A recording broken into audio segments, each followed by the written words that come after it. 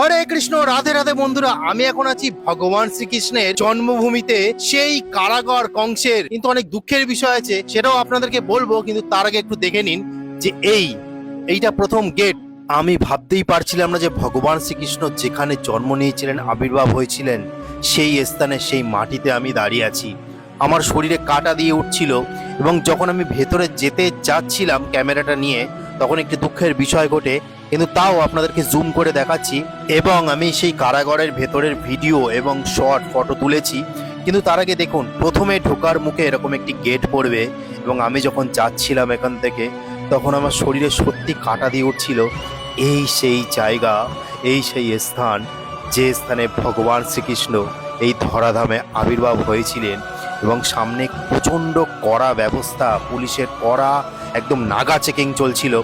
কারণটা আমি পরে বলছি, কিন্তু আপনারা দেখুন, এই সেই মাটি, যে মাটিতে, যে ভূমিতে ভগবান শ্রীকৃষ্ণ আবির্ভাব হয়েছিলেন। তারপরে আমি এখানে চিৎকার করে বলেছিলাম, জয় শ্রীকৃষ্ণের জয়, জয় শ্রীকৃষ্ণের জয়, জয় শ্রীকৃষ্ণের জয়। আমি চিৎকার করে করে বলছিলাম, কারণ আমার চোখ থেকে জল পড়ছিল এই জিনিসটা দেখে, যেখানে আমাদের ভগবান শ্রীকৃষ্ণের জন্মভূমির ঠিক ওপরে এরকম অন্য মতের ধাঁচা লাগানো ছিল। ঠিক এই কারণে ক্যামেরা নিয়ে আমাদের ঢুকতে দিচ্ছিল না, কারণ এটা নিয়ে কেস চলছে হাইকোর্টে। সবার মুখ থেকে যা শুনলাম আমি খুশি হয়ে গেলাম তখন, কারণ তারা বলল খুব শিগগিরই হয়তো আমরা আমাদের কৃষ্ণ জন্মভূমি ফিরে পাবো, আর হয়তো খুব বেশি দেরি নেই। কিন্তু তাও ভেতরের ভিডিওটা এবার দেখুন, যে কংসের কারাগারে ভগবান শ্রীকৃষ্ণ আবির্ভাব হয়েছিলেন, সেটা একবার দেখুন কতটা সুন্দর। আপনি যখন ভেতরে যাবেন তখন আপনার মনে হবে 5000 বছর আগে আপনি চলে গেছেন। ঠিক এই জায়গাটায় দেখুন, এই যে পাশে গার্ডগুলো দাঁড়িয়ে আছে, ঠিক এখানেই কিন্তু গার্ডরা সত্যিই দাঁড়িয়ে ছিল। এবং আমি যে স্থানে দাঁড়িয়ে আছি, এই সেই পবিত্র দিব্য ভূমি, এই সেই পবিত্র দিব্য ভূমি যেখানে ভগবান শ্রীকৃষ্ণ আবির্ভাব হয়েছিলেন। এবং আস্তে আস্তে আমি ঘোরাচ্ছি, এবং কোথায় তিনি আবির্ভাব হয়েছিলেন সেটা একবার দেখুন।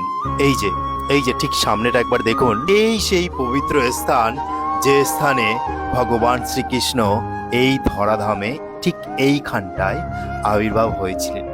আপনারা দেখুন সেই পবিত্র স্থান। কিন্তু লাইট এত জ্বলছিল, ক্যামেরাতে পরিষ্কার আসছিল না, কিন্তু আপনারা এই যে আমাদের কানার ছবিটা দেখুন, এটাই মনে করা হয় এরকমই আমাদের কানা দেখতে ছিলেন।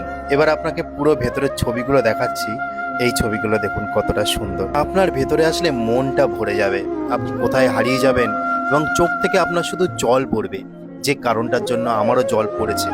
কিন্তু তাও ভেতরে যে পবিত্রতা এত সুন্দর, সেটা দেখে খুব মুগ্ধ হলাম। তো এটাই আজকের বলার ছিল। হরে কৃষ্ণ, রাধে রাধে।